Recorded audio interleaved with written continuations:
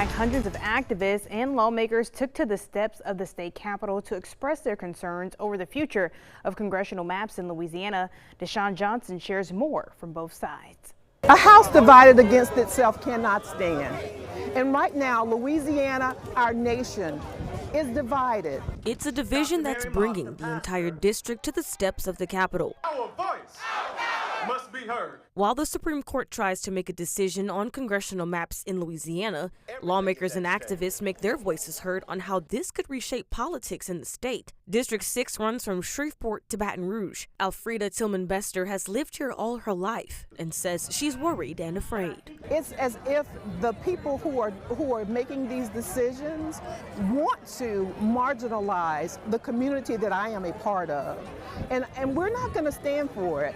We're not going to stand for it. They're taking a stand in a different approach.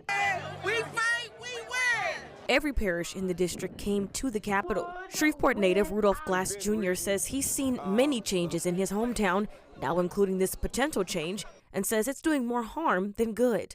What happens is every time we move up, they move up even further. So they maybe change the Constitution and do what they're doing now. It's really a travesty because we're not safe. Lawmakers on the local level are still in special session discussing changes that could impact the spring elections for next year. Madam Secretary, closed machine, 27 yeas and 9 yeas. The bill is finally passed. Senate Bill 1, which moves deadlines and qualifying dates for the spring election in 2026, made the final passage. Democratic lawmakers have argued that this type of shift is too late in the year and could interfere with the future of the Supreme Court's decision. Republican Senator Caleb Kleinpeter, who authored the bill, says he's doing the right thing. We are here to give the highest court in the land to make the decision and to give us direction.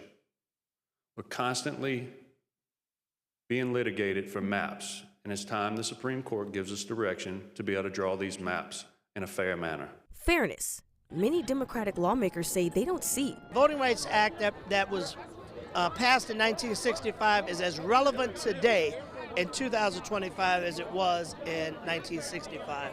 There's still attempts to dilute and to weaken our vote. There's still attempts to dilute and take away fair representation. The Voting Rights Act of 1965 has been at the forefront of the potential shift in the political climate for the state.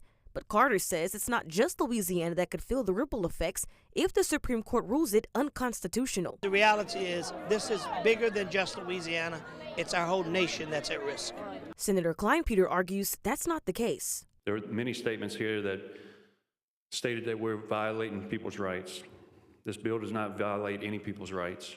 We move elections all the time.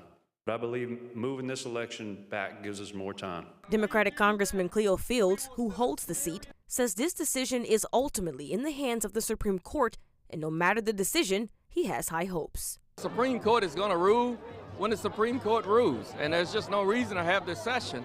But at the end of the day, I am very confident that they're going to rule when they want to rule, when they're supposed to rule, and that they're going to rule that the Voting Rights Act is constitutional. In Baton Rouge, Deshaun Johnson, Louisiana First News. And lawmakers say the date varies on when the Supreme Court will make their final decision. The special session is scheduled to continue through November 13th.